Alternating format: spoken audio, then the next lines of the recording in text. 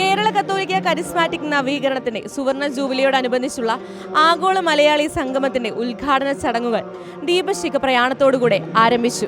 Charismatic മൂവ്മെന്റിന്റെ ആരംഭ കാലഘട്ടം മുതൽക്കേയുള്ള 2 ധ്യാന കേന്ദ്രങ്ങളായ CRC മഞ്ഞുമലിൽ നിന്നും അസീസി ഭരണജ്ഞാനത്തു നിന്നുമുള്ള 2 തിരികളും, അതുപോലെ തന്നെ കരിസ്മാറ്റിക് മൂവ്മെന്റിലൂടെ ദൈവദാസന്മാരെ ഉയർത്തപ്പെട്ട ബിഷപ്പ് ജെറോമിന്റെയും ആർമണ്ട് അച്ഛന്റെയും കുഴിമാടങ്ങളിൽ നിന്നുള്ള 2 തിരികളുമായി 4 തിരികളോടുകൂടെയാണ് അത് ആരംഭിച്ചത്.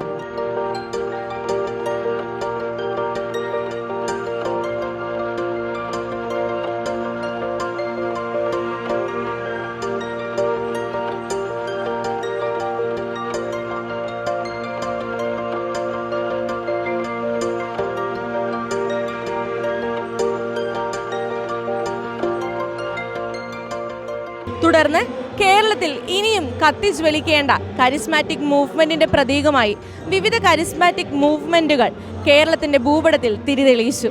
അതിനുശേഷം major archbishop Mar Raphael Thattil പിതാവിന്റെ മുഖ്യ കാർമ്മികത്വത്തിൽ നടന്ന വിശുദ്ധ കുർബാനയോടുകൂടി നിറഞ്ഞ സദസ്സിന് മുൻപിൽ ഈ ആഗോള മലയാളി സംഗമം ഉദ്ഘാടനം ചെയ്യപ്പെട്ടു.